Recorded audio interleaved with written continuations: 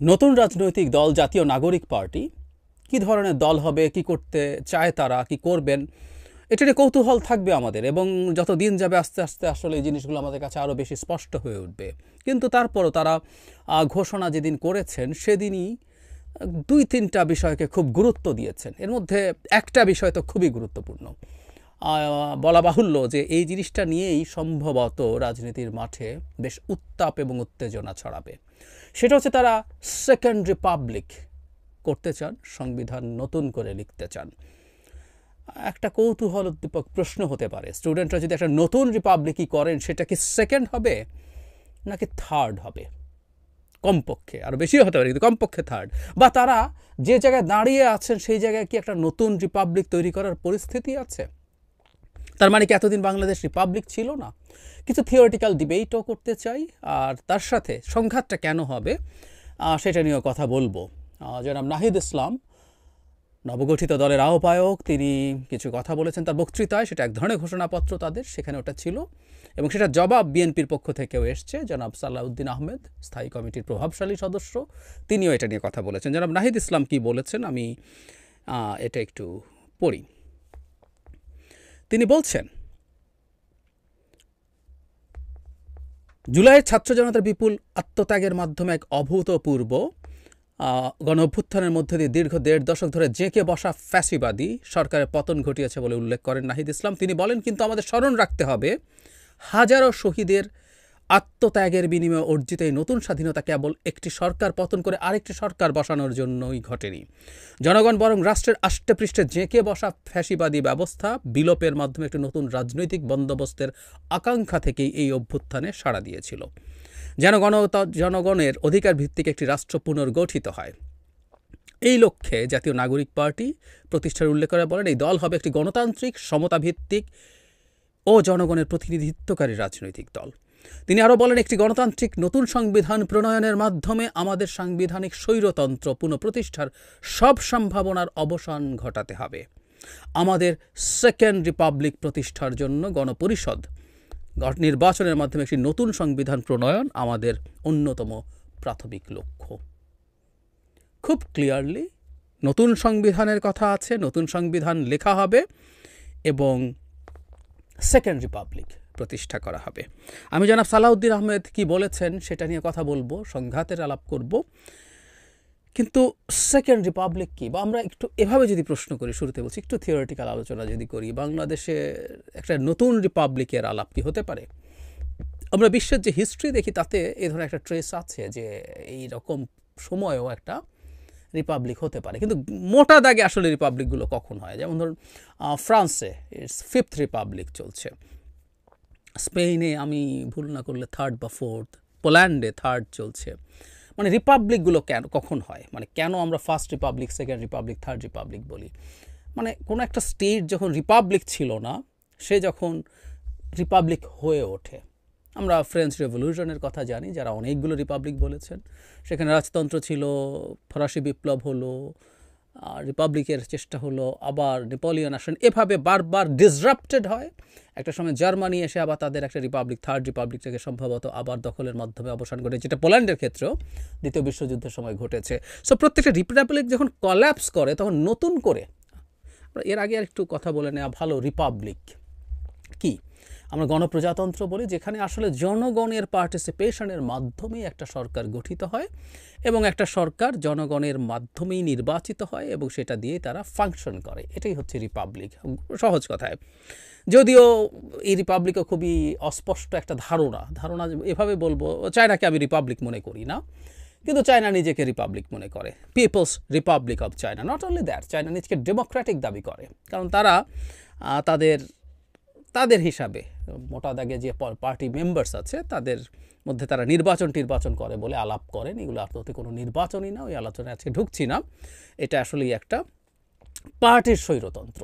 এটা আস্তে আস্তে ব্যক্তির স্বৈরতন্ত্রে পরিণত হচ্ছে। এখন শি জিনপিং এটাকে ব্যক্তির স্বৈরতন্ত্রে পরিণত করেছেন। কিন্তু মোটা দাগে এটা স্বৈরতন্ত্র, এটা আসলে রিপাবলিক না, কিন্তু তারপরে তারা রিপাবলিক বলে। তো আমরা মোটা দাগে এখন রিপাবলিক বলতে আসলে বুঝবো সহজ ভাষায় আমরা যে প্রচলিত গণতান্ত্রিক ব্যবস্থা আছে, যেখানে জনগণ তার প্রতিনিধি নির্বাচন করার মাধ্যমে তার শাসক নির্বাচিত করতে পারে এবং তার দ্বারা শাসিত হয় এবং তাকে সে ক্ষমতা থেকে সরাতে পারে, মোটামুটি এরকম একটা ব্যবস্থাকে বলবো। যখনই এটা ডিসরাপ্টেড হয় তখনই আসলে এই যে এটা কত রিপাবলিক, কিভাবে হয়েছে তা হয়েছে, এই প্রশ্ন আসে। আমরা কি বাংলাদেশে অলরেডি সেকেন্ড রিপাবলিক দেখে ফেলেছি? এই প্রশ্ন আসলে আসতে পারে। এবং ছাত্রদের যে দল আছে সেই দলটা তারা যদি করতে পারেন, এটা কি থার্ড রিপাবলিক হবে, সেই প্রশ্ন আসবে। একটু এভাবে দেখি, বাংলাদেশ প্রতিষ্ঠার পর আমরা প্রথম একটা সংবিধান পেলাম, যেটা একটা গণতান্ত্রিক সংবিধান। এর মধ্যে প্রচুর স্বৈরাচারী উপাদান আছে। ৭২-এর সংবিধানই নিখুঁত কোনো সংবিধান আসলে ছিল না। প্রচুর উপাদান আছে স্বৈরতান্ত্রিক ভাবে একজন মানুষকে তৈরি করার। যদিও বহুদিন বলেছি যে সংবিধান লিখে কাউকে গণতান্ত্রিক বানানো যায় না, কিন্তু সংবিধানের মধ্যেই স্বৈরতান্ত্রিক উপাদান ছিল। কিন্তু তারপর এটা একটা গণতান্ত্রিক সংবিধান ছিল, পার্লামেন্টারি সিস্টেম অফ ডেমোক্রেসি ছিল। সেটা করে কিভাবে মানুষ ভোট দিয়ে শাসক তৈরি করবে, বাস্তবে কারচুপি হবে কি না হবে সেটা ভিন্ন, কিন্তু আমাদের সংবিধান একটা গণতান্ত্রিক উইথ সাম প্রবলেমস গণতান্ত্রিক সংবিধান ছিল। আমাদের প্রথম রিপাবলিকের পতন ঘটিয়েছে কে? শেখ মুজিবুর রহমান। আমাদের প্রথম রিপাবলিকের পতন হয়েছে বাকশাল তৈরির মাধ্যমে। বাকশাল তৈরি করাটা আমাদের প্রথম রিপাবলিক ধ্বংস করেছে। এরপর এটা রিপাবলিক ছিল বলে আমি মনে করি না।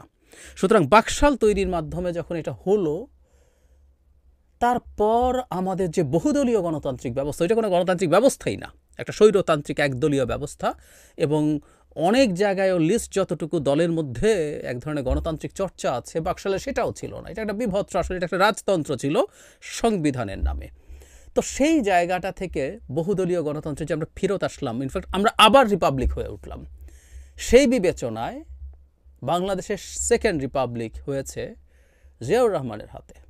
বাংলাদেশের সেকেন্ড রিপাবলিক হয়েছে জিয়াউর রহমান যখন সংবিধানের চতুর্থ সংশোধনী বাতিল করে পঞ্চম সংশোধনী করলেন। যদিও নতুন সংবিধান লেখা হয়নি, কিন্তু পঞ্চম সংশোধনীর মাধ্যমেই আসলে বাংলাদেশ কার্যত আবার একটা রিপাবলিকে পরিণত হয়। সুতরাং আমরা ওটাকে সেকেন্ড রিপাবলিক থিওরিটিক্যালি মনে হয় বলতে পারি।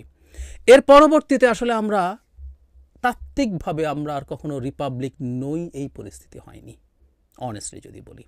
জিয়াউর রহমানের সময় হোক, এরশাদের সময় হোক, যখনই হোক না কেন আসলে আমরা যেহেতু যে ব্যবস্থার মধ্য দিয়ে চলছিলাম, সেই ব্যবস্থার ডিসরাপশন হয়েছে, কিন্তু আমরা কেউ ওটার ম্যানিপুলেশন হয়েছে, কিন্তু আমরা আসলে টেকনিক্যালি সেই জায়গাটাতে ছিলাম। আমি একটু ব্যাপারটা বুঝিয়ে বলি। শেখ হাসিনা তো গণতান্ত্রিক শাসন চালিয়েছেন, ইজন্ট ইট? শেখ হাসিনা কি নির্বাচন বাতিল করে দিয়েছিলেন? শেখ হাসিনা কি নির্বাচন ছাড়া ক্ষমতায় থেকেছেন? পোল্যান্ডে যেমন চৌসেস্কু দীর্ঘ সময় যেভাবে একনায়কতান্ত্রিকভাবে ক্ষমতায় ছিলেন, সেইভাবে থেকেছেন? থাকেননি তো। শেখ হাসিনা নির্বাচিত শেখ হাসিনা প্রায় খুব গর্ব নিয়ে তার নির্বাচনের কথা বলতেন, নির্বাচনে জেতার কথা বলতেন, তার উন্নয়নে মুগ্ধ হয়ে মানুষ তাকে ভোট দিয়েছে সেটা বলতেন।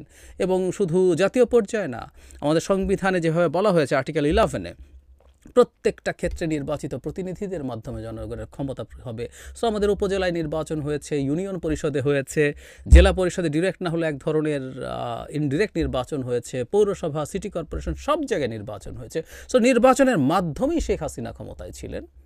কখনোই বাংলাদেশের টেকনিক্যালি বাংলাদেশ রিপাবলিক ছিল না তা তো না। বাংলাদেশ রিপাবলিক ছিল। উনি নতুন করে সব কিছু বাতিল করে একচ্ছত্রভাবে নির্বাচন লাগবে না, ওটা লাগবে না, সেটা লাগবে না, তার বাবার মতো করেননি। সুতরাং এটা রিপাবলিক ছিল টেকনিক্যালি বলা যায়, কিন্তু হ্যাঁ, এটা আসলে এক ভয়ঙ্কর ফ্যাসিজমও না, প্রায় সবাই ফ্যাসিস্ট শাসক বলে, আমি এটাকে মাফিয়াতন্ত্র বলি। মাফিয়াতন্ত্র উনি কায়েম করেছেন এবং সেই জায়গায় একটা নতুন রিপাবলিক হতেও পারে, নিশ্চয়ই পারে। তবে সেটা আমার বিবেচনায় থার্ড রিপাবলিক হবে, সেকেন্ড না, এটা থার্ড রিপাবলিক হবে। এখন প্রশ্নটা হচ্ছে, মানে শুধু মাফিয়াতন্ত্র থেকে গণতান্ত্রিক ব্যবস্থাও না, ফ্রান্স এই উদাহরণ, ফ্রান্সের ফিফথ রিপাবলিক যেটা, সেটা আসলে মূলত ফোর্থ রিপাবলিকটা প্রধানমন্ত্রী শাসিত একটা রিপাবলিক ছিল এবং সেখানে তখন খুবই আনস্টেবল সরকার থাকার কারণে প্রচুর প্রবলেম ফ্রান্সে হচ্ছিল। তখন চার্লস দ্য গল একটা নতুন কনস্টিটিউশন তৈরি করেন, যেখানে অত্যন্ত পাওয়ারফুল একজন প্রেসিডেন্ট তৈরি করা হয় এবং প্রধানমন্ত্রীর ক্ষমতাকে সেই তুলনায় অনেক নিচে নামিয়ে আনা হয় দেশের স্টেবিলিটির স্বার্থে। সো আগের সরকারটাও জেনুইনলি একটা রিপাবলিক ছিল, এটাকে প্রেসিডেন্সিয়াল ফর্মে নেয়া এবং খুব ম্যাসিভ ওভারহোলিং করার ফলে তারা এটাকে ফিফথ রিপাবলিক বলছেন। সুতরাং আমাদের শেখ হাসিনার সময় তো গণতন্ত্রই ছিল না, এটা একটা মাফিয়াতন্ত্র ছিল। সেখান থেকে যখন একটা নতুন জায়গায় যাবে, নতুনভাবে ভাবা হবে, সেটাকে টেকনিক্যালি বলা যায়। কারণ আমরা ইভেন সংবিধানও যদি নতুন করে চেঞ্জ করে ফেলে, আমাদের এক্সিস্টিং সংবিধানের থেকে খুব বেশি এদিক সেদিক কিছু হয়ে যাবে না। কিছু জায়গায় অ্যামেন্ডমেন্টের দরকার আছে, কিছু নতুন জিনিস ঢুকবে, যেমন আমরা একটা আপার হাউসের কথা বলছি।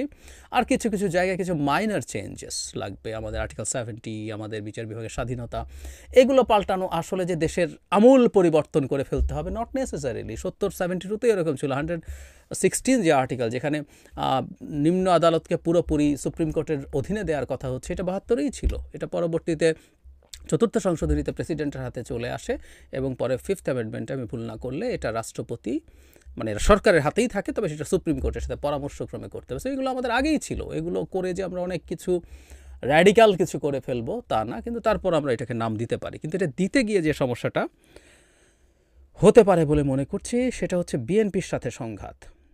মানে জনাব সালাহ উদ্দিন আহমেদ বলছেন, বিএনপির স্থায়ী কমিটির সদস্য, আমি নতুন বন্ধুদের বলতে চাই, সেকেন্ড রিপাবলিক, আমাদের বর্তমান রিপাবলিক কি অসুস্থ হয়ে গেছে? সেকেন্ড রিপাবলিক কখন হয়? রিপাবলিক হচ্ছে যেখানে নির্বাচিত প্রতিনিধিরা রাষ্ট্র পরিচালনা করবেন, তাদের একটা নমিনাল অথবা elected head of the state থাকবে। সেটা কি আমাদের নেই? গণপরিষদ কেন হবে? এর মধ্যে তো আরও একটি উদ্দেশ্য আছে। যারা গণপরিষদের বিষয় সামনে আনছে তারা হয় বোঝে না, অথবা বুঝেও আমাদের এই রাষ্ট্র ব্যবস্থাকে আরও দীর্ঘায়িত অগণতান্ত্রিক প্রক্রিয়ার মধ্যে নিয়ে যাওয়ার ষড়যন্ত্র আছে। সুতরাং বিএনপি গণপরিষদকে কীভাবে দেখছে এটা স্পষ্ট। এটা এবার না, এটা এর আগেও স্পষ্ট হয়েছিল।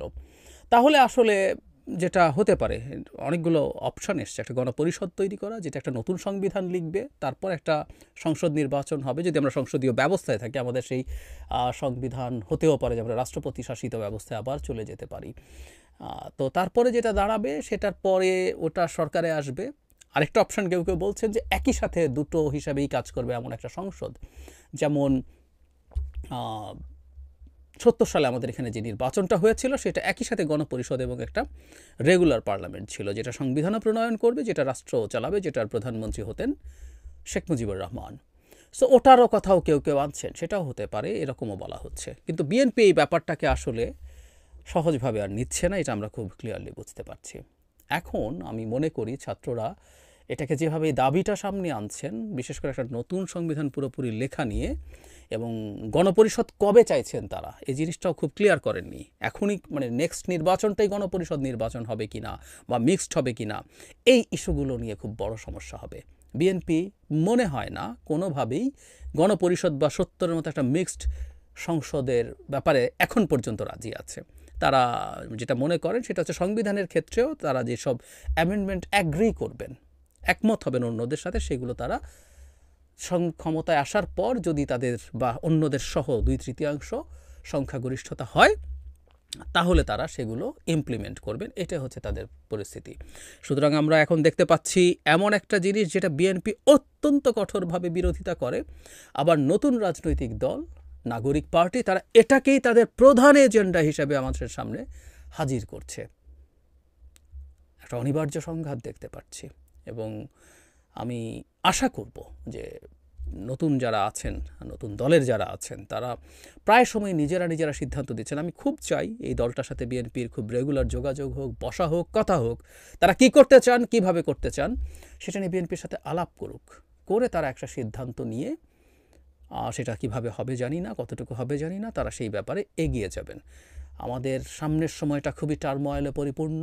আমরা কোনোভাবেই চাই না গণ অভ্যুত্থানের যে সহযোগী শক্তিগুলো ছিল, শেখ হাসিনার বিরোধী শক্তিগুলো ছিল, তাদের মধ্যে মতদ্বৈততা থাকবে, তাদের মধ্যে ডিবেট থাকবে আদর্শগত বা কর্মসূচিগত, কিন্তু তাদের মধ্যে শত্রুতার পরিস্থিতি তৈরি হবে না। এই সেকেন্ড রিপাবলিক ঘোষণা এবং গণপরিষদ করা নিয়ে, সংবিধান নতুন করে লেখা নিয়ে আমি খুবই মারমুখী, খুবই শত্রুতাপূর্ণ পরিস্থিতি তৈরি হওয়ার সম্ভাবনা দেখছি। আমি আশা করি আমি এই ক্ষেত্রে ভুল প্রমাণিত হব।